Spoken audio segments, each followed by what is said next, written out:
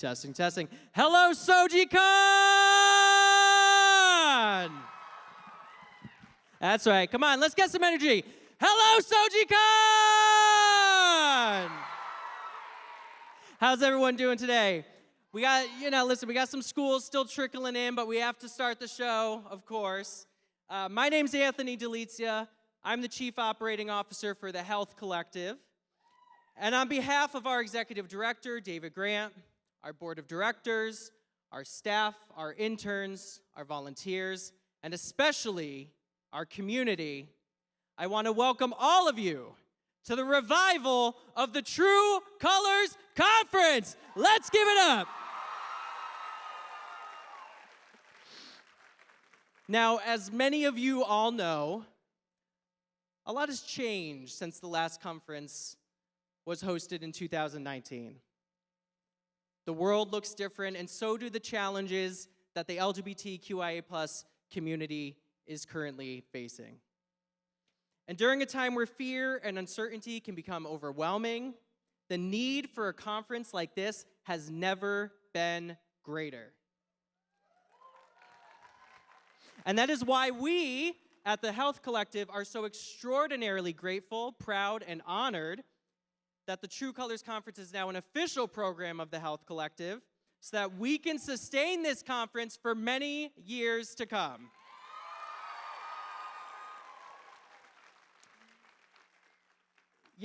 Over the next 2 days, I'm going to ask that you all keep one thing in mind, and that this is not just a conference. This is an extraordinary celebration of queer joy. It is a space to learn, to grow, to build new skills. It's a chance to network, to make connections, and to form relationships that could last a lifetime.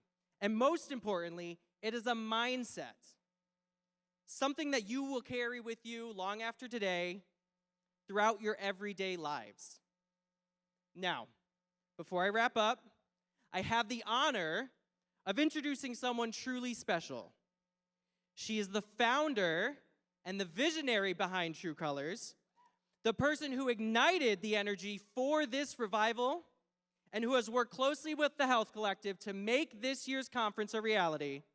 I've been so grateful to work alongside her for the past year, and I'm truly grateful to call her my friend. Let's give it up to Robin McCallan! Hey, everybody! Hey, everybody! So welcome, welcome, welcome. Here's my message to you. I'm going to start like this. I want to start like this. Whoever you are, however you identify, you are welcome here. Whoever you are, however you identify, you belong here. Whoever you are, however you identify, this is your place.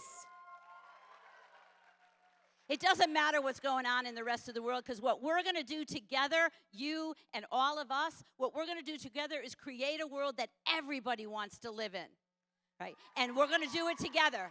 So whether you are gay, lesbian, bisexual, transgender, queer, questioning, two-spirit, same-gender loving, pansexual, flexual, not straight, not labeling, straight-ish, straight so far, straight with options, straight but stuff happens, gender bending, bi-gender, pangender, agender, genderqueer, bi-gender, no matter who you are, even straight folks, you are welcome here. We are so excited to have you. But the first step in creating something that's very welcoming is for us to own that ourselves. So what I'm gonna give you, it's gonna be a call and repeat, okay?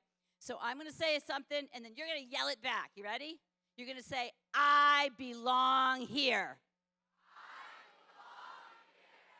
I am welcome here. This is my place.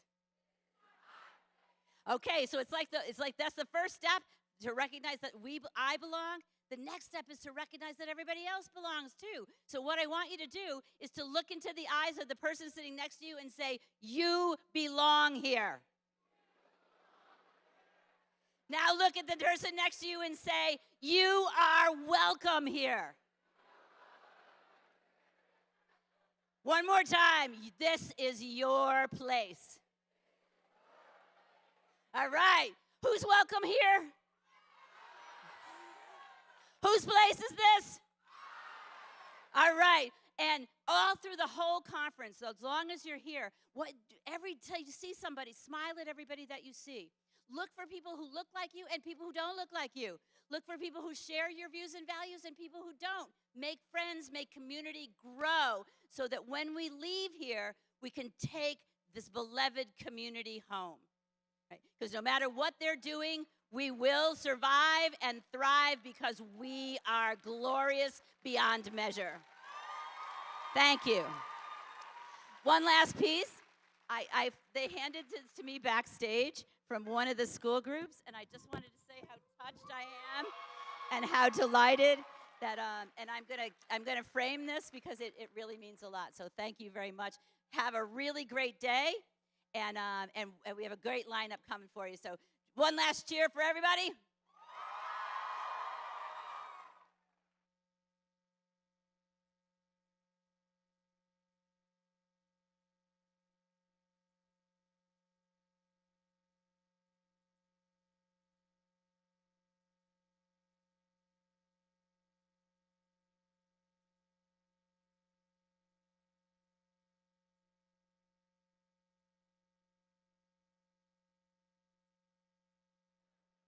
I was supposed to introduce the next speaker. So we are really excited to have the next person joining us. This person came all the way from a long way away, and he has a history as a teacher, as an educator, as someone who's been on the national stage doing work to make a difference for LGBTQ plus youth and their families, especially in school settings. And as an educator and a writer, please welcome to the stage Chasten Buttigieg.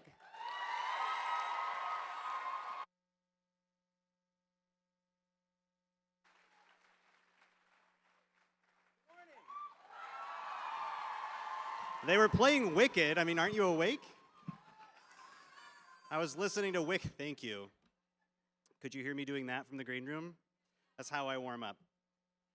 Well, good morning, SOGIEcon. Nice. Thanks for having me. It's great to be here at UConn. Go Huskies or whatever you're supposed to say. Basketball. I'm a theater kid. Right? Kind of feels good to be at a place like UConn, like I'm a theater kid. I don't know about basketball. Well, it's great to be here. Thank you so much to the Health Collective for your invitation. It's great to have my first thing start at 9 a.m. I woke up this morning just before 6 and checked the baby monitor because I wanted to check on our twins, and I thought they would be sleeping sweetly. I could just peek, and they were fully awake jumping on Penelope's bed. I was like, oh, that's a very early morning for Pete. That's rough. Well, my name's Chasten. I'm a father, I'm an educator, I'm an author, I'm an advocate. I'm a former middle school teacher and a theater teaching artist.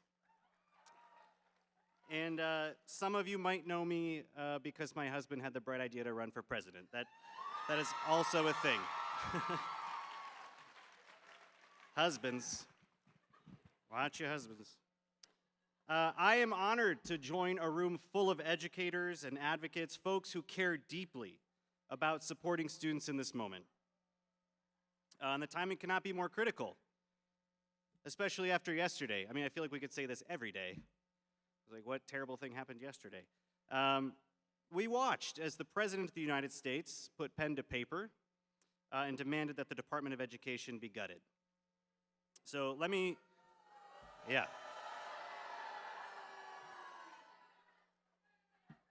So as a teacher and also just as a parent, let me start by saying this. If you care about kids, if you care about education, if you think every child in America deserves not only a world-class education, but the best education in the world and the right to access that education without prejudice, discrimination, or harm, then the first thing you should do as a leader is ask, how can I help? Not who can I hurt? Eviscerating the very department focused on making that dream a reality for every American in order to give tax cuts to the wealthy is not the solution that families and schools need at this moment. Especially the most vulnerable students in our country. And I know this current situation is exhausting. I know it is scary. I know how easy it is to throw your hands in the air and say, what's the point? Or I'm just not going to pay attention. Or I don't care. I feel that deeply. Believe me, there are days I don't want to put on a suit. I don't want to go on television. I don't know what to say. I don't know how to help. I don't know what to say to my kids or my friends who are scared. I don't know if it's going to be okay. So maybe it's not the most inspiring message, but I'm also here today to remind you that it's okay to not be okay. I hope we can all recognize that some of us in this room are coming here today for community, but we also might not be ready to run into the fight yet. Some of us are ready to run toward the fight. We're ready to jump into the work, and others will need time. They will need love. They will need community. That's why gatherings like this are so important, to give people the space and the love that they need, that patience to come back to the vital work. So I hope we all can honor our feelings at this gathering, sit with them, notice them, allow them to just be, because I believe in politics, in leadership, that accessing your feelings is a superpower. That your feelings make you more conscious of what matters, conscious of what's worth fighting for. And when you're ready to, recognize why you might feel the way you feel in this political moment in our country. Sometimes I have to think about that, why it's so tough to look in the eyes of my 3-year-olds. Recognizing that feeling of dread and angst and worry, that is also the thing that fuels me to run into the work, because they need me just as much as I need them right now. But I didn't come here to lecture you today on best practices, because if anyone knows them, please email them to me. But I hope I can remind you of your power. I hope that in this moment you will remember how truly incredible all of you are. How grateful a nation is for all that you do. Even if you don't see it online every day, or you don't feel the warmth of gratitude and a kind compliment from a teacher, or a coworker, or a parent. I believe in these coming years that our salvation will come from the local, from folks such as yourself, that it will be school boards, local governments, coaches, advocates, volunteers, service organizations, and teachers, folks like the Health Connect, who bring our communities together. So much of teaching and youth advocacy isn't just passing on knowledge, but how you make students feel when they're in your classroom. It's not just mastery of the content that makes us proud. It's the human connection. The humans who leave your classroom confident, patient, loving, curious, determined, helpful, ready to tackle the challenges that lay before them, and we know that there will be many. I don't know if any of you are on the internet, but I think the world could use some more empathy and kindness at a moment like this.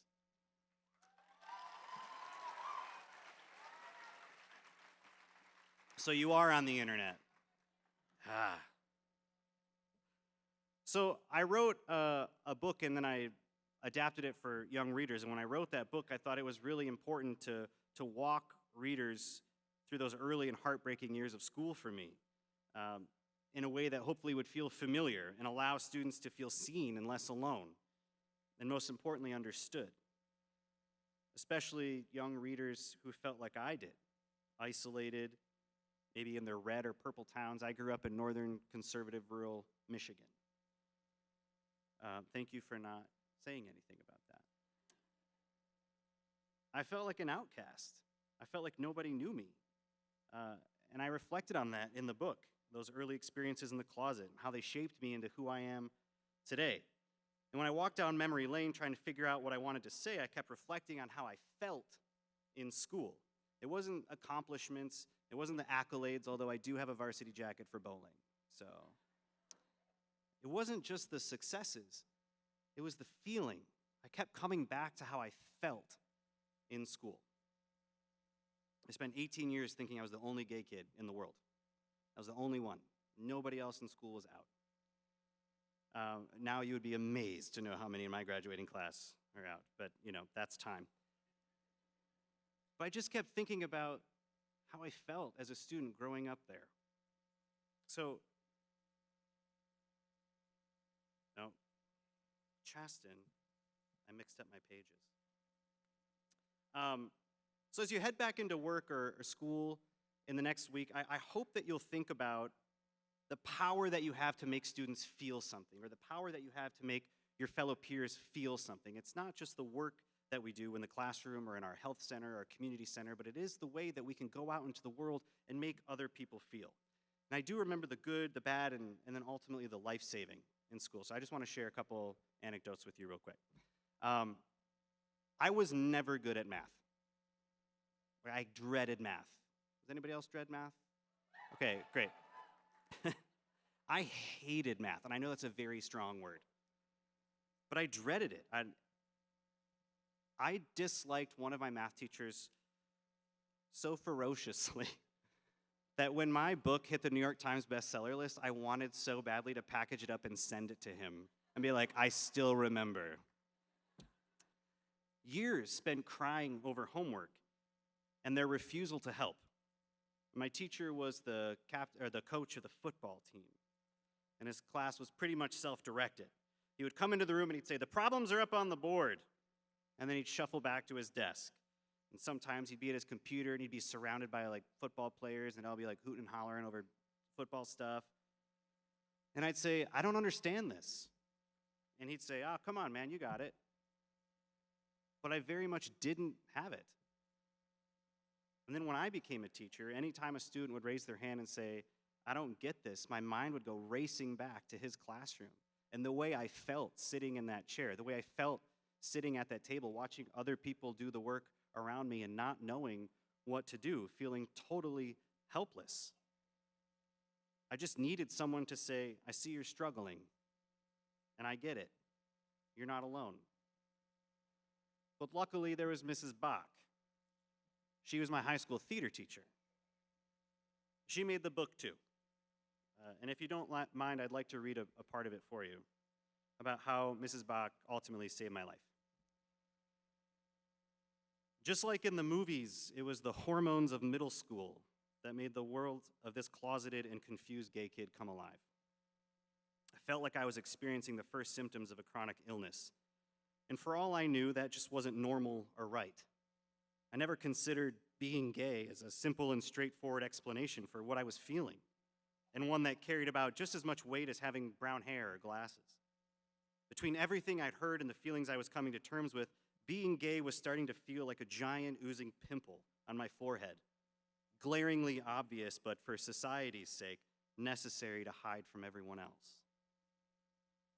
Being gay is bad was all that I knew to be true. And because of that, rather than pausing and assessing these feelings, maybe for the cute guy in the hoodie in my class, and maybe thinking, oh, I'm gay, moving on, I turned inward and started trying to find ways to prevent this from happening. And I'm almost heartbroken to think of how much pain my younger self felt at the prospect of being around other people in my grade. But my terror, mixed with a sense of deep shame, made me dread being around them. Not being out in school felt like an open wound that just wouldn't heal. The taunts and bullying started to sting worse the older I got. As the truth grew stronger and stronger, I pushed it deeper into the closet. By high school, it felt as if my heart was on the outside of my chest, exposed, vulnerable, and easy to break. It didn't take much to hurt me. Like the day a group of seniors surrounded me and started taunting me, and out came the insults and the veiled accusations. You like what you see? Stop staring at me. And they egged each other on, while I quickly gathered my things, desperately looking for a gap between them to escape through. I pushed my way out of their circle while they high-fived one another in fits of laughter. Not stopping to look up at anyone, I made my way to the auditorium instead of heading to math class.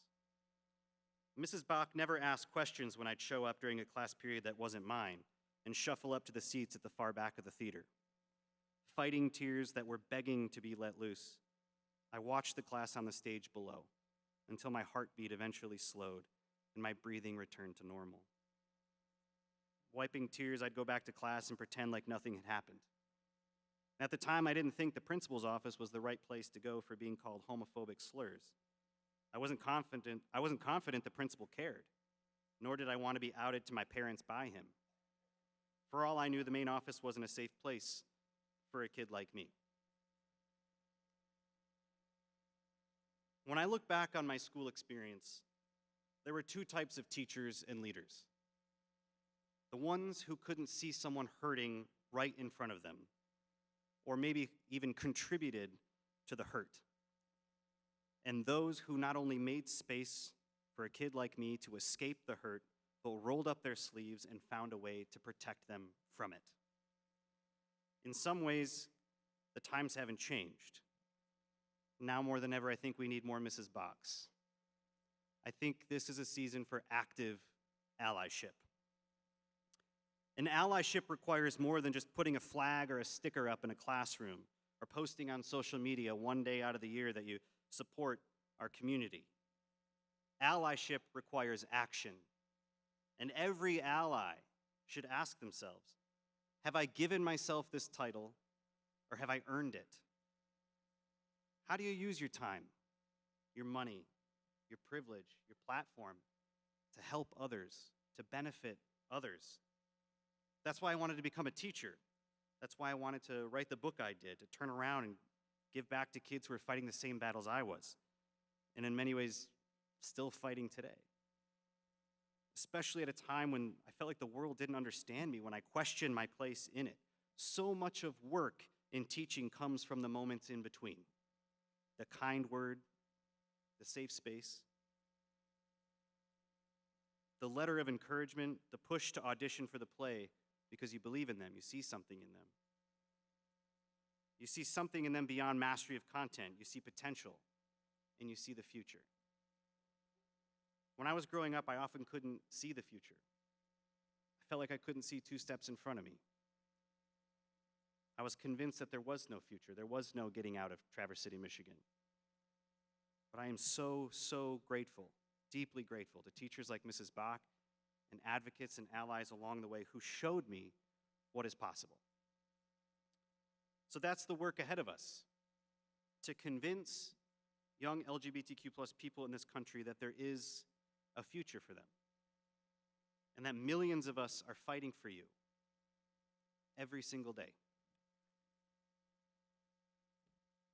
I know the challenges that we are facing and that we will face may seem insurmountable, enormous.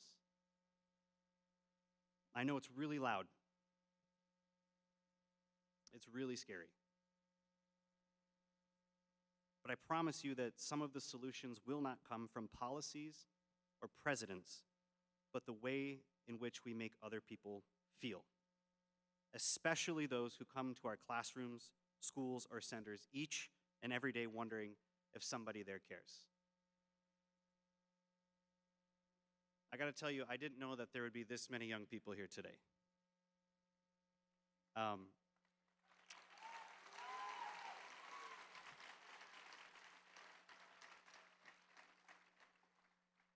I'm sure I've already gone over time, but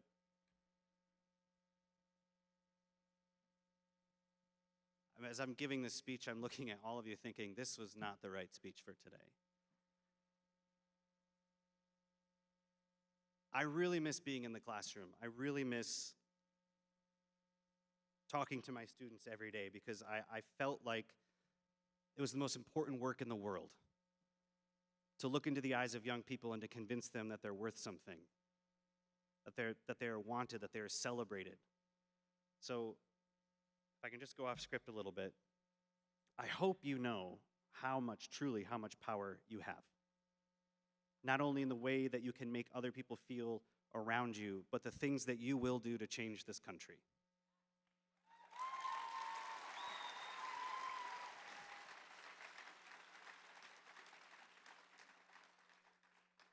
I think young Chasten would have thrown up and passed out if he had ever entered an auditorium like this when he was in high school. To see other young people, not just educators, not advocates and parents who care deeply, but other young people who care deeply, that is a superpower. It truly is. To care deeply, not only about our community as a whole, but the people sitting right next to you. I spent I guess I don't have an adjective for it, years in Washington, surrounded by people who aren't curious, who aren't empathetic. And I can tell that sitting in these chairs today, you're curious. You're curious not only about all of this, but you're curious about how you're going to help.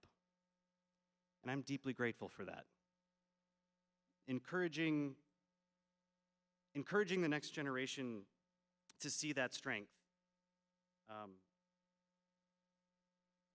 To see that strength comes not from the volume of your voice or about who you exclude, but I really do believe that strength comes from empathy and kindness and integrity and service. So I'm so grateful for all of you.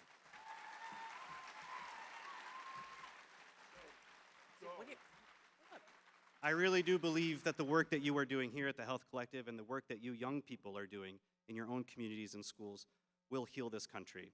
Thank you very much for it. Thanks for the invitation. Let's give it up for Chasten Buttigieg!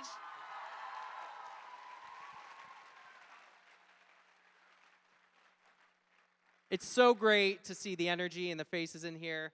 And I know that a large auditorium of young people are so excited for the many more speakers that we have, right? Right? Come on, you can act at least more enthusiastic. Come on! No, but this next person, while she doesn't need an introduction, she definitely deserves one. She is a staunch advocate and ally of the LGBTQIA+ community. Anytime we call on her, anytime we need help, not only does she listen, but she answers and she gets to work. Let's give it up for someone I admire dearly, the Lieutenant Governor of the state of Connecticut, Susan Bysiewicz!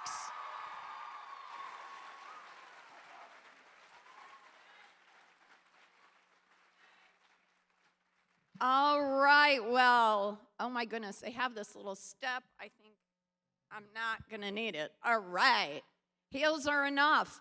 So I'm gonna take you back to when I was in Middletown High School. Do we have any Middletown people in the room? All right. I was here in this auditorium and it changed my life, and I'm gonna tell you how. So I was here in high school for a youth and government program, and this very dignified woman started marching down this aisle right here, and it was the first female governor elected in the state of Connecticut and in the United States in her own right, Ella Grasso.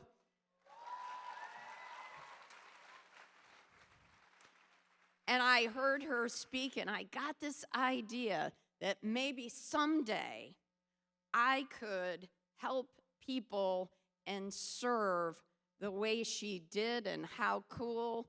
Later on, I sat in the seat and at the desk that she sat in when she was Secretary of the state of Connecticut. She inspired my career in public service, and so you never know, but I have a feeling after hearing the amazing Chasten Buttigieg that you will be inspired to do something great with your future.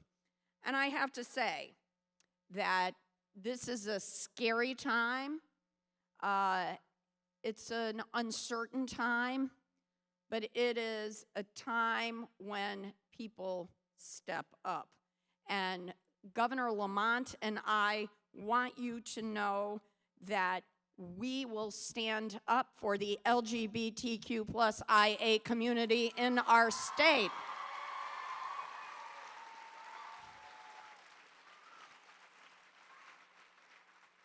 And we're so proud of the work that we have been able to do to ensure that our paid family leave program is one that is inclusive of our LGBTQ plus community.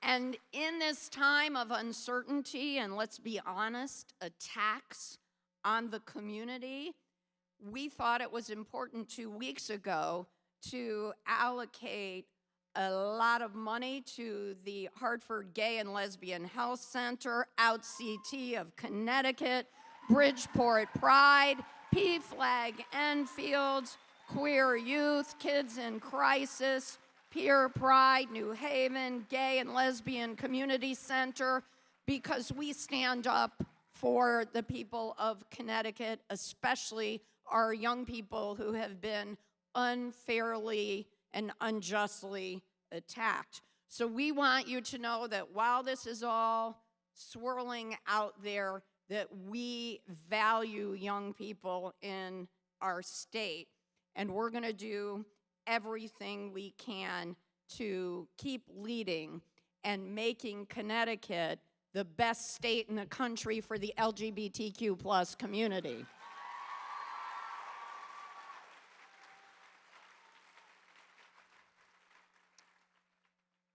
I want you to think about leadership, because all of you are our future leaders. And you are going to hear from some of them. One fabulous leader is our Commissioner of Early Childhood Education, Beth Bai. And let me tell you about Beth Bai. She and her wife, Tracy Wilson, were the first gay couple married in Connecticut after the Obergefell decision of the Supreme Court. And we chose Beth Bai to lead our Office of Early Childhood because we believed in her leadership.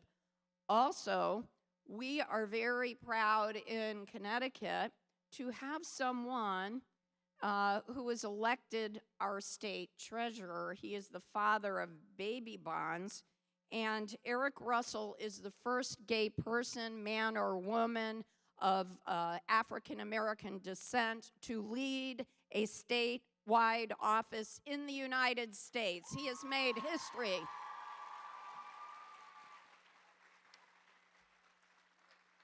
And he did so at a very young age of 33. So that shows you that young people can lead in our state. And I want to give a shout out to the members of our LGBTQ plus caucus. Marcus Brown, state representative of Bridgeport. Rahab Ali Brennan of Bethel. MJ Shannon of West Haven. John Santinella of Enfield. And Dominique Johnson of Norwalk. And I'll tell you that all of those folks are young people who are leading on so many issues at our state capitol. And we have two gay leaders of towns, Bernie Denler of Colchester and James Demetriadis of Cromwell. I do all that because I hope that someday, very soon, you all will be running for office, because one way to make things better is to register to vote and make your voice heard, and also to participate in campaigns. Those are happening this year for local office and next year for statewide and federal office. So I hope that you will take to the streets and campaign for the people that you believe in. This is going to be an incredible conference. You are going to have the opportunity to meet Celeste Lacine and hear from the hilarious Jade Esteban Estrada. You have an incredible opportunity to learn and to enjoy my message to you is this, that here in Connecticut, we see you, we respect you, we love you, and we are going to fight for you every day.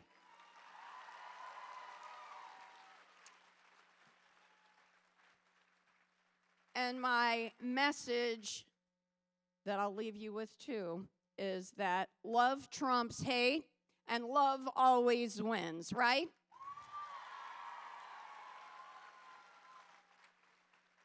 And I'm going to invite you to two things.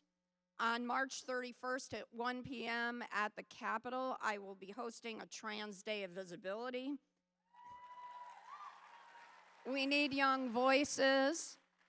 And come to the best pride parade in the state of Connecticut, Middletown Pride, June 7th at 1 p.m. All right, thank you so much. A pleasure to be with you. Take care. Let's give it up one more time for Susan Beisowitz, Lieutenant Governor of Connecticut, people. Come on.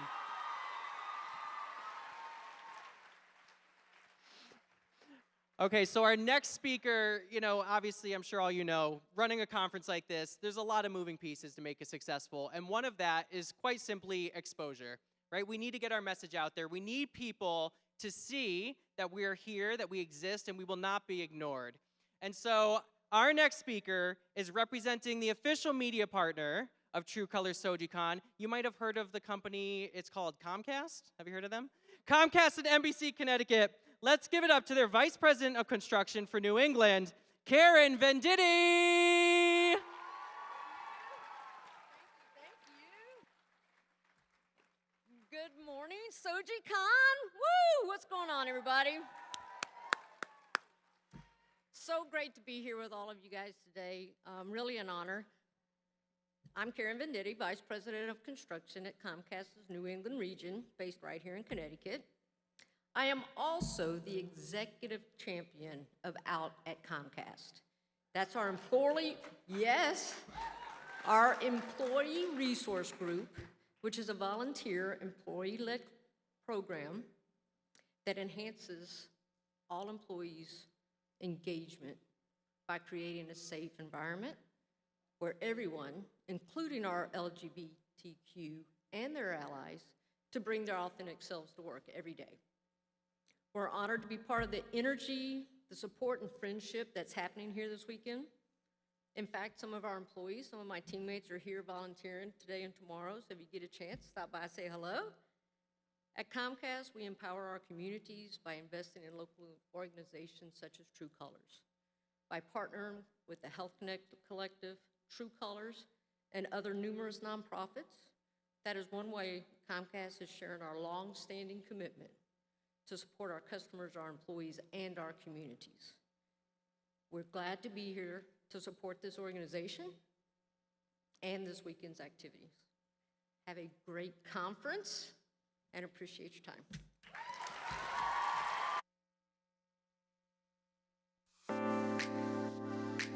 Our main mission is to fight stigma and discrimination for those in the underserved communities, especially those that are part of the LGBT community and those that are HIV positive and HIV at risk.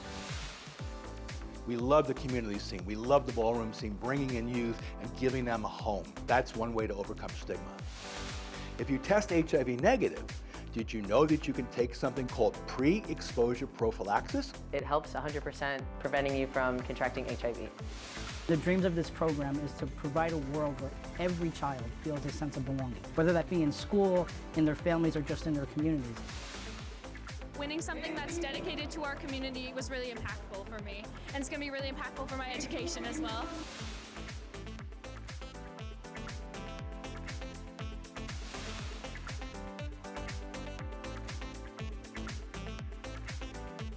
We see you! Good morning. How's everybody doing?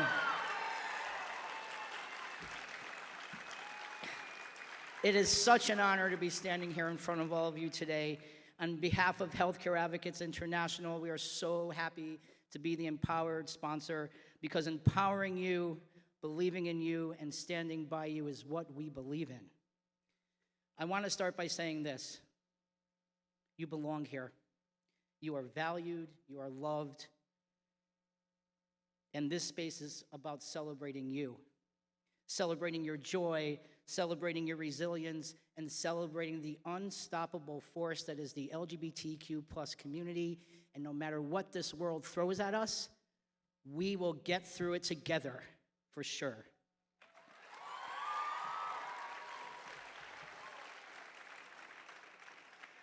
You know, I have to say this, though. Sometimes life makes it easy to focus on challenges. But today, I want to invite all of you to focus on something different, joy. Let yourself be fully present in this moment, meet new people, laugh, dance, and be exactly who you are. You're welcome. Because this conference is your space. It's your space to be exactly who you are. It's your space to connect, to celebrate not only yourself, but each other. I want you to look around this room. This room is filled with love. This room is filled with support. And this room is filled with possibilities. There are people here who believe in you. People who want to see you thrive. And people who know your magic that's inside you even on the days that you don't. So as we step into this experience together, I encourage you to soak in every color of that rainbow. Stay in the moment, take up space, find joy in every conversation, find joy in every workshop, and in every single hug, because you deserve it. Thank you, and have a blast. Tony Ferriolo, everybody. Healthcare Advocates International, our Empowered by sponsor. We couldn't have done this without their support. So let's give it up one more time for Healthcare Advocates International.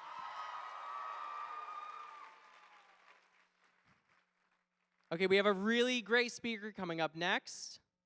When you hear the words racial and social justice, when you hear the word community support, this person should come to mind. She's the staff officer for racial reconciliation for the Episcopal Church. Let's give it up for Shaniqua Broken Leg!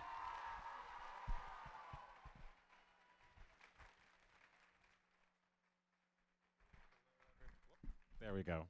All right. Hello, everybody. Hami Dakuyapi, Shaniqua Michiapi.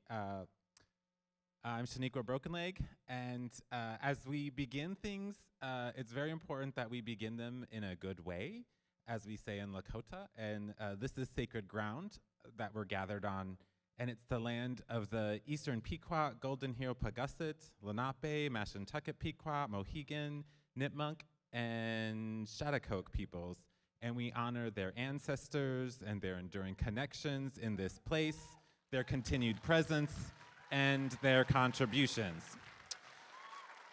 And I'm kind of ditching my script for a minute because I know we're running short on time, but two things I wanted to tell you. As Indigenous peoples, we have always had a special sacred and social role for our LGBTQIA2S plus siblings. They have always held a sacred place.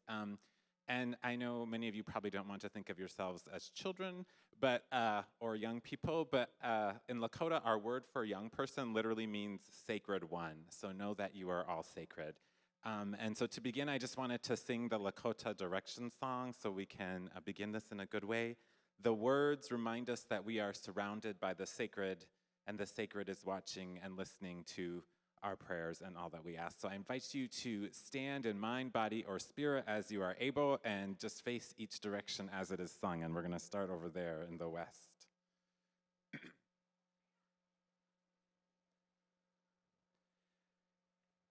Wiok beata kia etuayo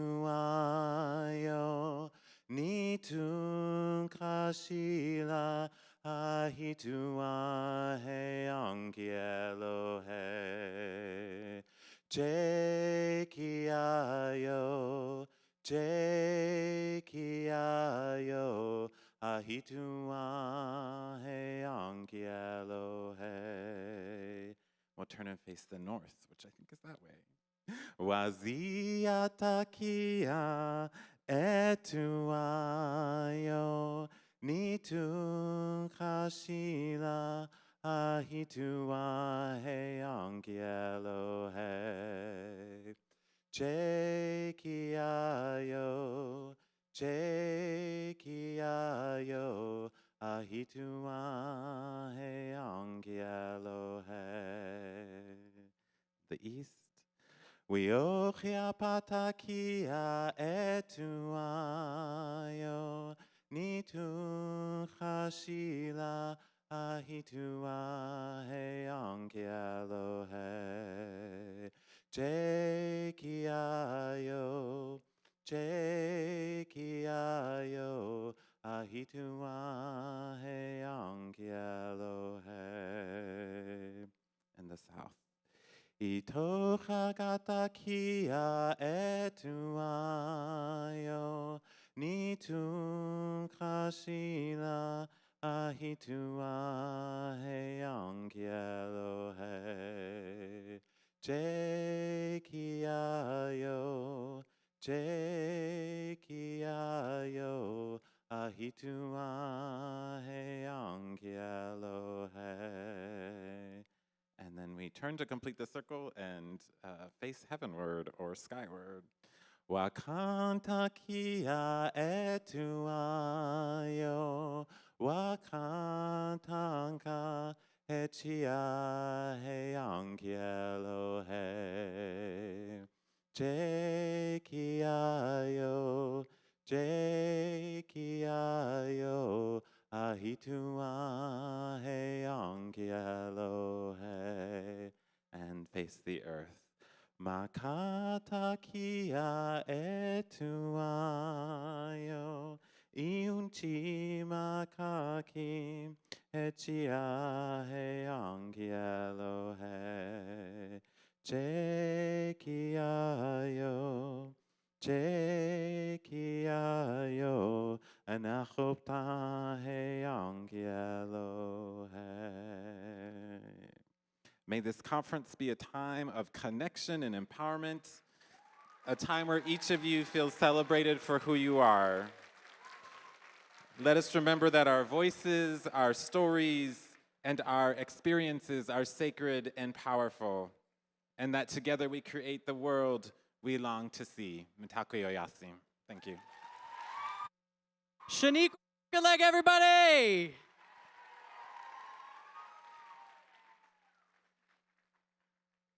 Okay, so our next speaker, for the past 30 years, has worked tirelessly to amplify voices of LGBTQIA+ youth across our nation. They're the artistic director and co-founder of the Future Perfect Project. Let's give it up for Celeste Lacine. Thank you, thank you, thank you. Thank you, everybody. Yes, I am Celeste Lacine. My pronouns are they, them, and I'm also the co-founder of the Trevor Project. I know. 27 years saving young lives and making it better for LGBTQ+ people. I mean, it's a miracle. The thing that I should mention about the Trevor Project is that it started with a story. It started with a story of myself as a 13-year-old boy. But Trevor is not a sad story about a sad boy who didn't make it. It's a story about how we all get through this together. So I just want to build on what Robin said, and I want you to just repeat after me. We belong here. We are welcome here. This is our place. And we are not going away.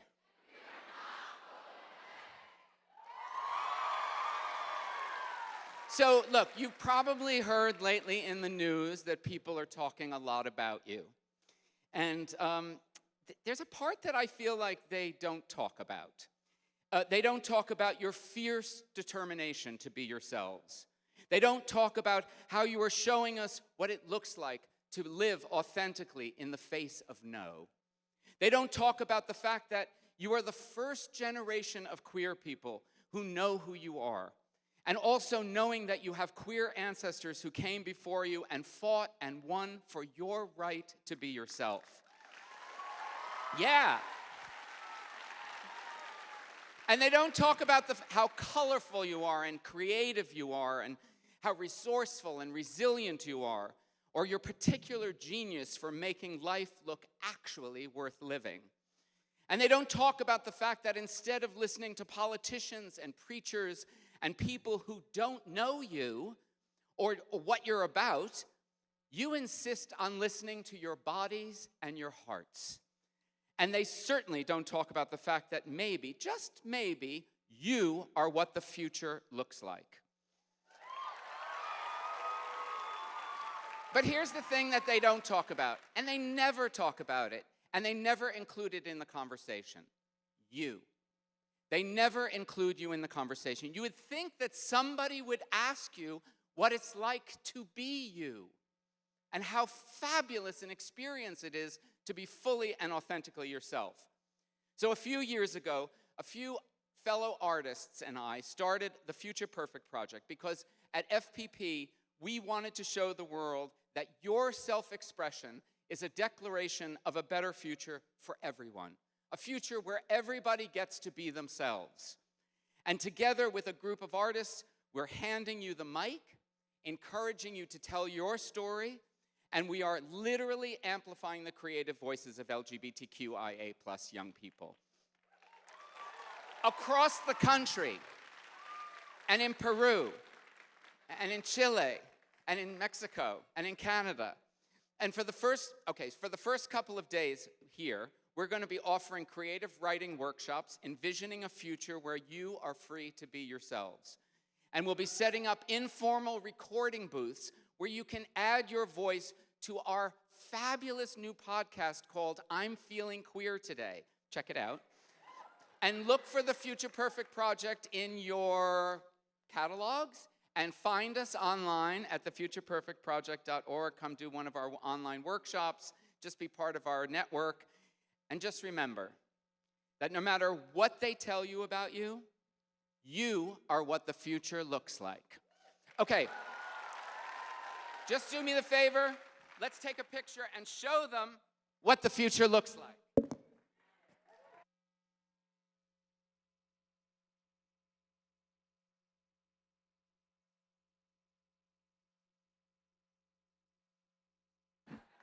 Thank you very much.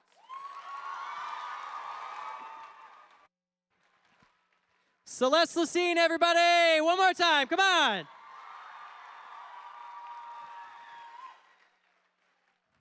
Now our next speaker, I had the pleasure of spending 45 minutes in the car with them yesterday.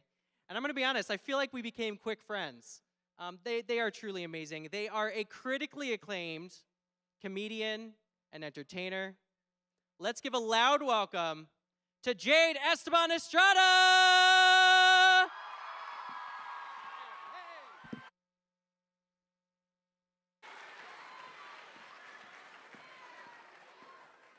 Good people there. Give it up for Anthony. He's amazing. Good morning, colorful friends and colleagues. It is truly an honor to be with you this weekend at SOGIEcon 2025 here at the University of Connecticut. With a cheerful heart, I would like to directly address the young attendees in the audience today. As a former young person myself, I feel a kinship with you.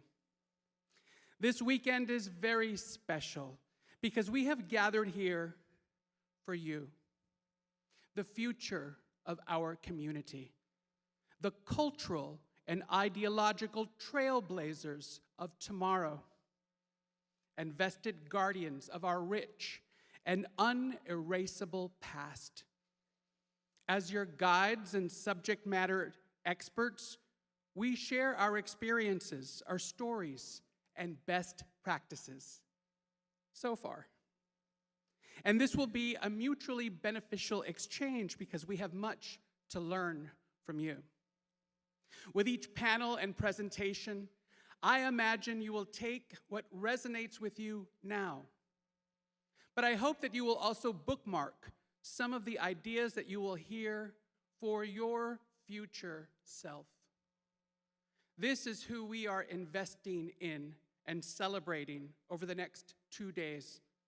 Your future self, who you may become next year in the 2030s and beyond. Learning to love what is unique in us can be a long journey, so I recommend wearing comfortable shoes. In your path, you will face obstacles that may be of a nature not yet conceived. You know, AI just getting started. History doesn't repeat perfectly, but it can instruct, showing us patterns of human behavior and society as a whole. In the pages of history and on social media, we see examples of not only the best of our species, but also other aspects of humanity, in individuals who are resistant to respect, civility, and seemingly immune to reason. In fact, we live in a world where some of our neighbors and even family members view institutionalized truths as progressive propaganda. You know anybody like that? Education is not afforded to everyone, and this class divide may endure. But compassion, understanding, and a willingness to listen can exist across the spectrum of academic and economic classes. Much like the way people can leave their former lives behind after becoming rich and successful, the same could be imagined of those who come into a wealth of knowledge and social awareness. After this conference, you will be the bees that bring home the honey to your respective communities. Your ideas will be welcomed by many, but others might view them as a threat to the safe and familiar ways of the past. There is a tendency to assume that everyone sees the world as we do, watches the same shows we do, reads the same books, listens to the same podcasts, and loves, votes, and prays the way we do. Sharing knowledge effectively has been the great but thankless work of thought leaders across the centuries. And you know, sitting on knowledge feels safer because the sting of being misunderstood or attacked for voicing an opinion hurts. Sometimes, in a creative moment, we see a glimmer of who we could be if the weight of judgment and shame were lifted from our backs. If we could move forward with this sudden lightness of being, what would we do? What would you do if you were not afraid? If you were unashamed? What would you create if you had nothing to prove? This weekend, I invite you to meet or see, even if it's from a distance, your thriving, powerful future self. The one that wants to guide you through the tough times, remind you to keep the faith, to look forward, not to the sides or behind you, only forward. This weekend is a time to open your mind to possibilities and embrace an unscripted future. We get some bad apples in our world. Sometimes it's our schoolmates or the family we were born into. It's always our choice when we lend them our ears. Many will try to convince you that you are limited by your queerness, when in fact, you are enhanced.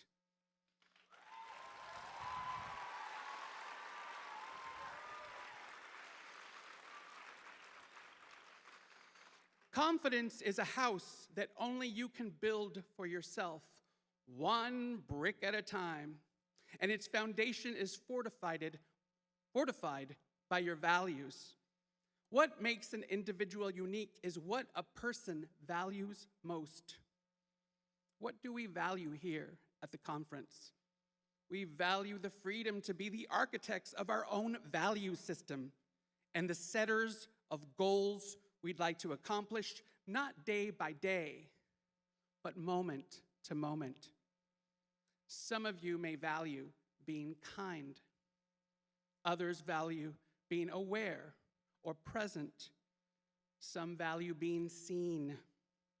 I hope that all of you will learn to value yourselves in a teachable way, because in the blink of an eye, you will find yourselves mentoring the generation that will succeed yours.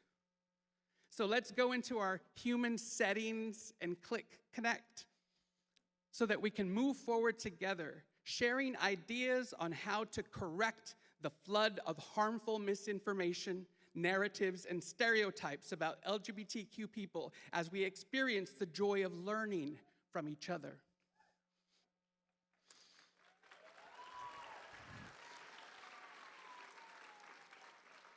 And don't be surprised when someone who looks and dresses like your enemy ends up being your biggest cheerleader or your next best friend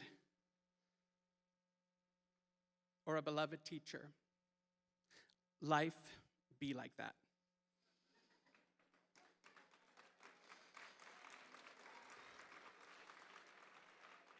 Just as True Colors has gone through many changes, you will too.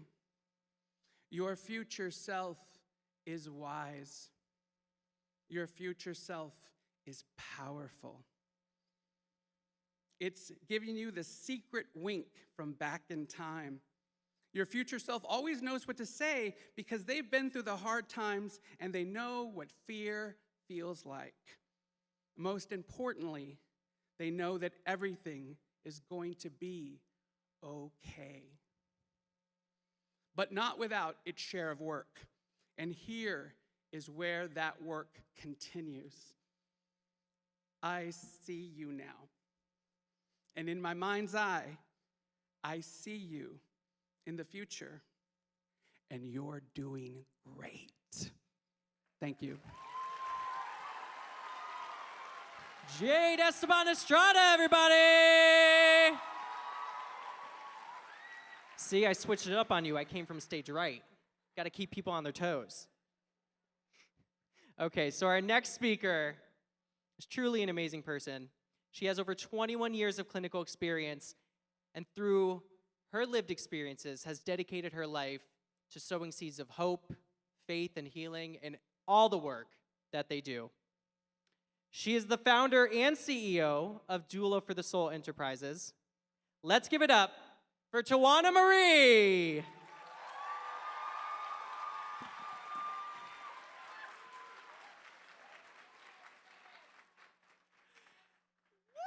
this a thing? Can we normalize your dreams coming true? Can we normalize that? Like right now? Right now? Who else gets to get on stage with their Hello Kitty sneakers? And like, I mean, good morning. Good morning. Yes. Yes, there's heartbeats. Woo, y'all. This year's theme, the rebirth, the comeback of SOGIEcon 2025. The theme is what? Queer joy. Can we say queer joy? Can we feel queer joy? All right, just making sure. Yeah, I know it's early. I didn't have my breakfast yet either. But I woke up like this, for real. May I share my ecological definition of queer joy with y'all?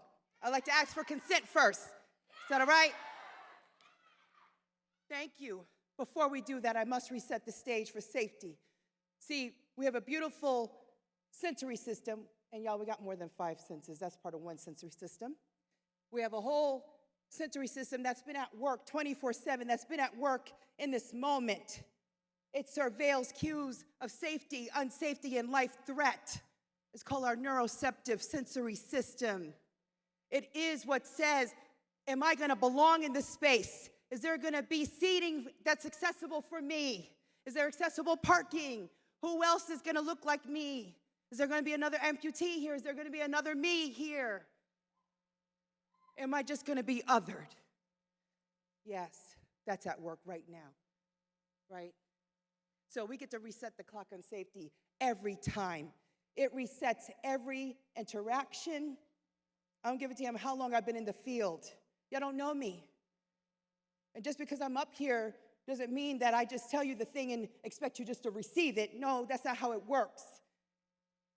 That's what society will tell you because of the systems of caste and deference that our world is built upon. See, in this space, when we are embodying queer joy, there's equity, there is safety, there is you seeing your face clearly in mine and mine clearly within yours. So, with your permission, I reset the clock on safety. I'm going to read this twice. This is from one of my favorite books that just came out not too long ago, Black Liturgies by Cole Arthur Riley. Inhale. We refuse to shrink. Exhale. Together we make room. Oh, yes. P.S. Those of you that have quivering voices that are looking at yourselves wondering, am I worthy of being able to speak those words? I look like what society says oppresses others, or society has told me I don't matter. Yes, quivering voices are still sacred. P.S. Inhale. We refuse to shrink. In this space for the next 2 days and after, we refuse to shrink. Exhale. There should be a nice, beautiful, audible exhale that you can hear because that engages our beautiful vagus nerve. Okay? It's a somatic equivalent to getting a hug. Y'all deserve a hug today. So I better hear your exhale. Exhale. Together we make room. Y'all ready to hear my definition of queer joy?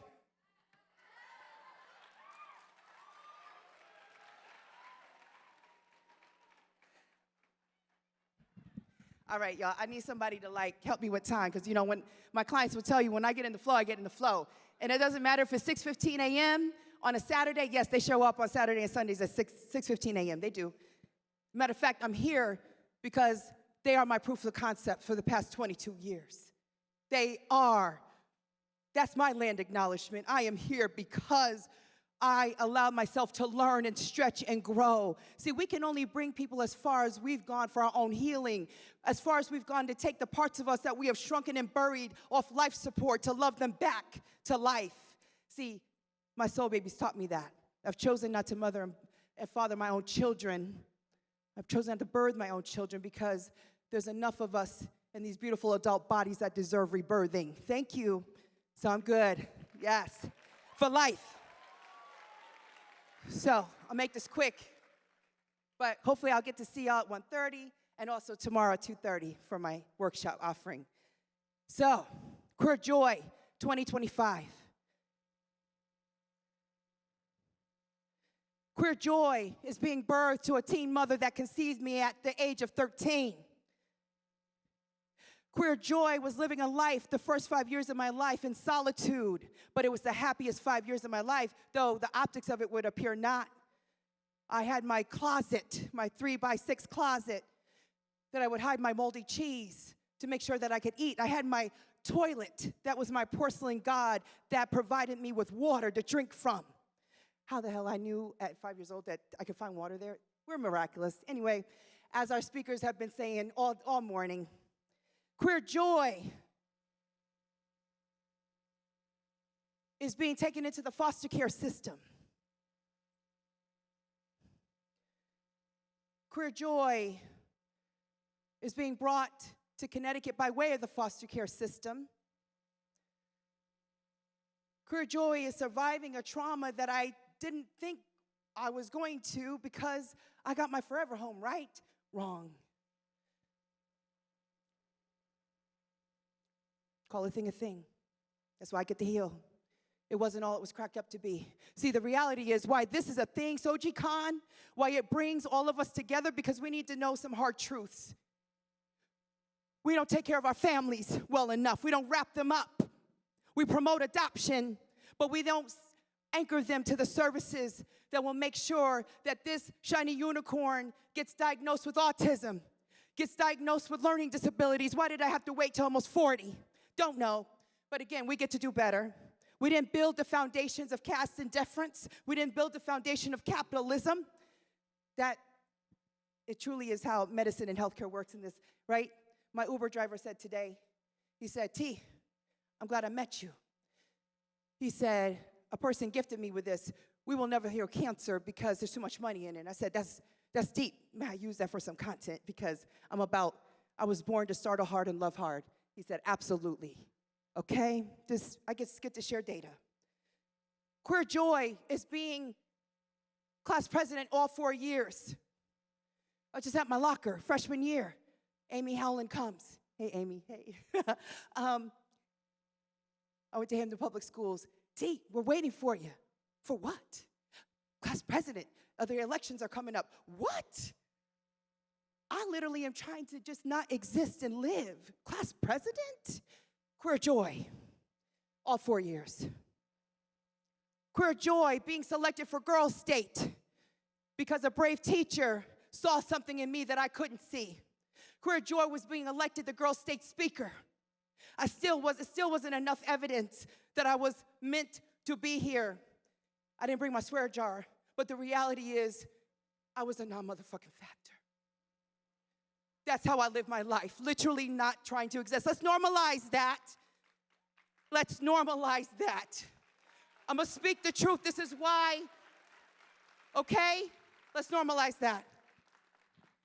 Queer Joy is getting into Quinnipiac and having my sociology professor say, not over my dead body, you are not about to fail out of here. We're getting it together. What? You care that much? You take it personal that much? Y'all, I went from almost failing out to coming back to being able to go to Australia my senior year and do some profound work, which led me to Smith College School for Social Work. Again, you know what Queer Joy is? Queer Joy is sitting across from the admissions counselor who was an elder Black woman. I thought, surely she'll be seen, surely she'll be my ally. Q, elder admission counselor. You know, we rarely accept college students. You know, we rarely accept students right out of college.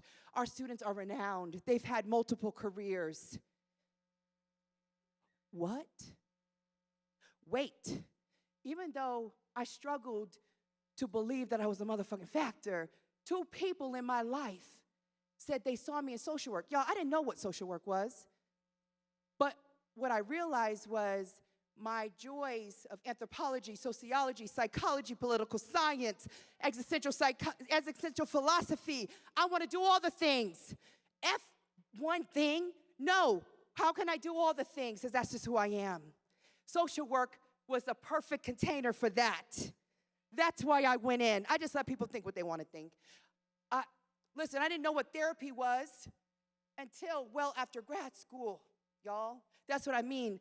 That shouldn't have been a thing considering I came here by way of the foster care system. Check that, let that, water that.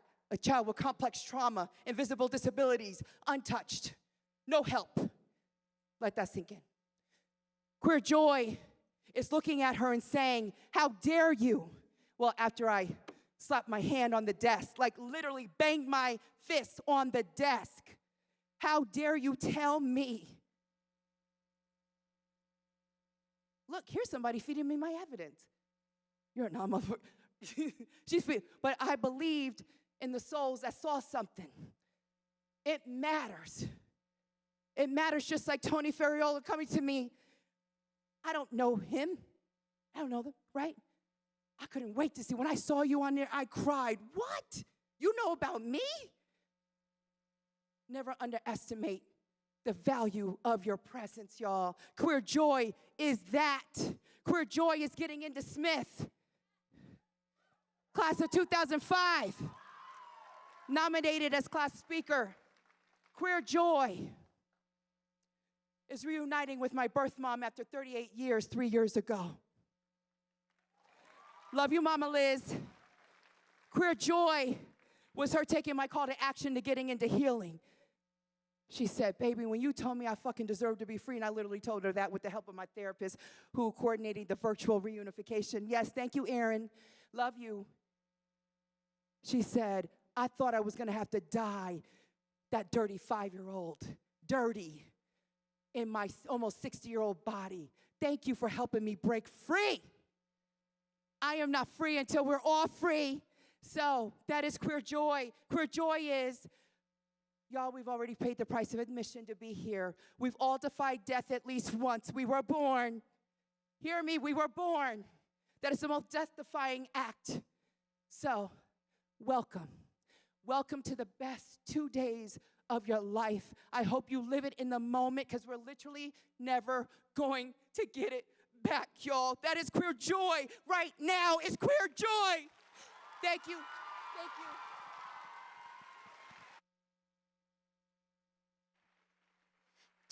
Let's hear it for Tawana. All right. So we know we're running over because this is a thing that's known as like gay time. So I've got to do some stuff. This is a housekeeping section. I'm going to try to do this as quickly as I can, but there's important information that people need to hear in this, so please pay attention. Our SOGIEcon values, and you've already heard this: respect, inclusion, safety, and empowerment. Those are our core values, and we live them every single day. That means we honor gender. When someone tells you who they are, what their name is, and what their pronouns are, what do? We say thank you, and we use them. When we honor ability, we recognize that people are differently abled. All of us are differently abled. One thing, actually, they say that sometimes we're just like temporarily able-bodied, and as a 70-year-old, I get that. Honor ability and be aware. Some people who are here today have service animals. Understand that service animals are working, so even though they're adorable and beautiful and lovely, please don't pet them, right? That they are working on behalf of the person that they're serving, so that's important. And honor identity. When someone tells you who they are, believe them. Thanks.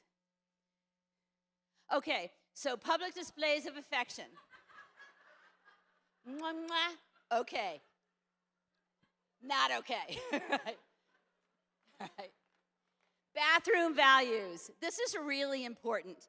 People get to pee wherever they want to today. Right? And if you're someone who finds that a little uncomfortable or disconcerting, good. Because that's an opportunity for personal development and growth. Because trans and non-binary folks experience that every single day. They need to use a public facility. So lean into it, recognize it, and then gain some empathy, okay? And the way that the bathrooms are labeled is that they tell people there's a urinal in here or there's a stalls in here, and you know what you're walking into and you choose what works for you. Okay, tender loving care counselors, this is important. There are TLCs. Are there any TLCs in the room? Yes, you see, B is back there. There's people in the blue t-shirts. Those are TLC counselors. If you feel sad, lonely, lost, anything, you want to talk to somebody, there's a lot of emotions that come up today. That's what they're there for. That's their job, okay? And they're going to be wandering around looking for you to talk to. But one thing you have to understand, this is informed consent. TLC counselors are what are called mandated reporters. That means that if you tell them something that leads them to believe that you are a danger to yourself, someone else, or someone is hurting you or abusing you, they have to report it. So please be aware of that as you're interacting with the TLCs. That's an informed consent thing. You get to choose around that. CEUs, that was on that form. If you know what a CEU is, then there's a form in the back. You can pick it up and use it. Keep going. I don't even know where the red dots are, to be honest with you, but there are red dots, and we will get them to you all. If you don't want to be on camera, because there's lots of people around with cameras, that just put a red dot on your name tag, and then if you happen to get on a camera, they will blur you out so that you won't be seen on that. And honor people's red dots. Everybody has a phone, right? But just don't take pictures of people that have a red dot on their thing, on their name tag. Go. Oh, see, I told them I could do this in under a minute. Yes. Please welcome to the stage, Zia Mari and Periwinkle.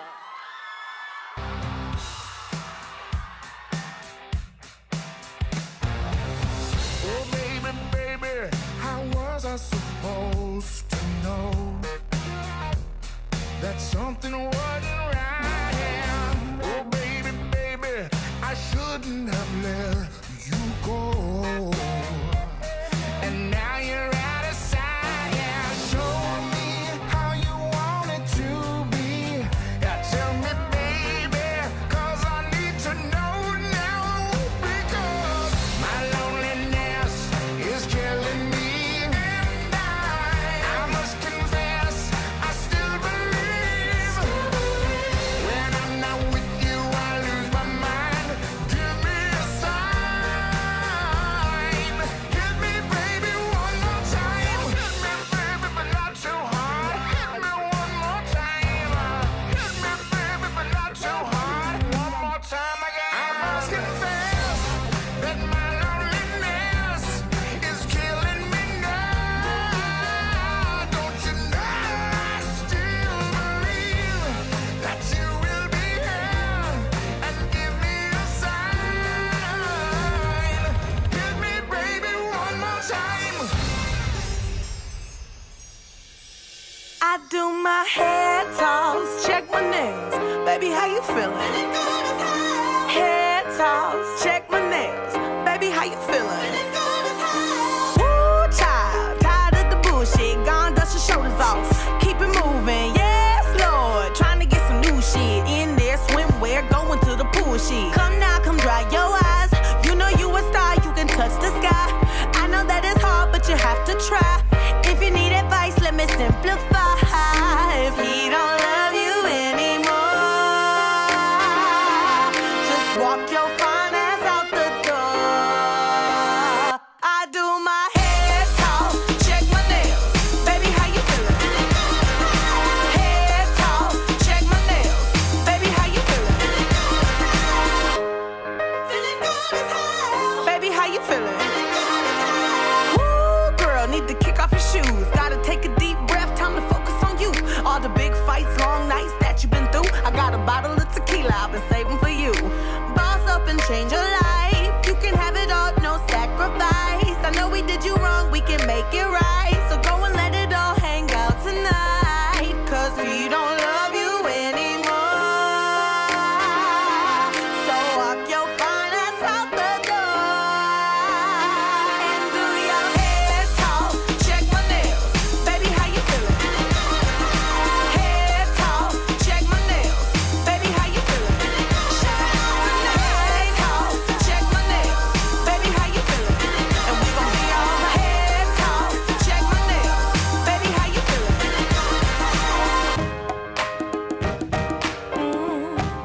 Yeah. Alright. Listen, if he don't love you anymore,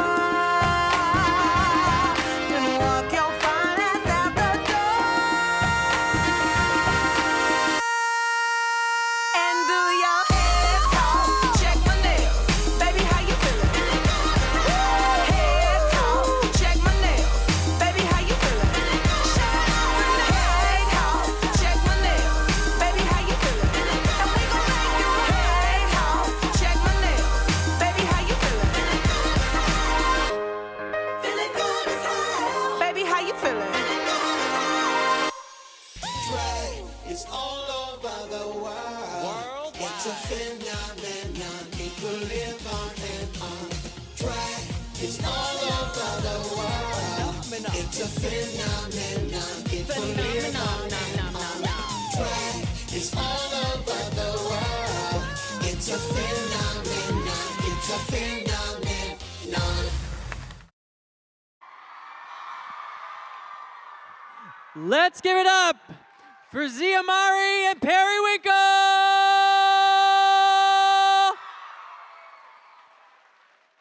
Now we're doing a drag track, right? Yes.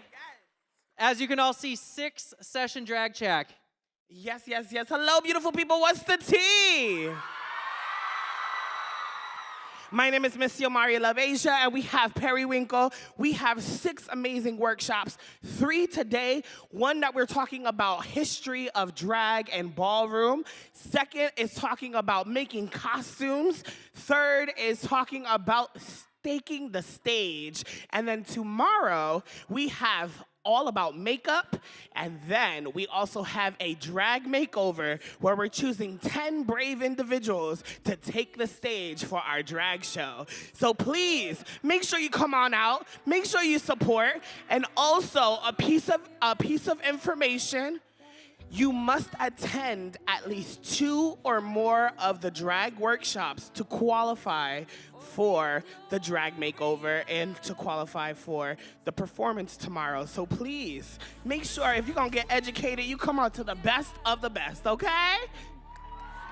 Let's give it up one more time. Okay, so we're running a little over. Okay, so I gotta wrap this up pretty quick so you can go get to your workshops. Little housekeeping, one last thing we forgot to mention, your meal tickets, so everyone's aware. The green tickets and the yellow tickets are to the Southwest Dining Hall. The blue tickets are to the, Northwest Dining Hall. It says it on the ticket.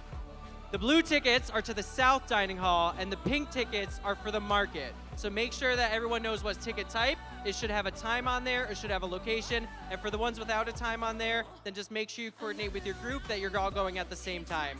So please, everybody, have a wonderful time, soak in everything, take advantage of every opportunity, and let's get this party started!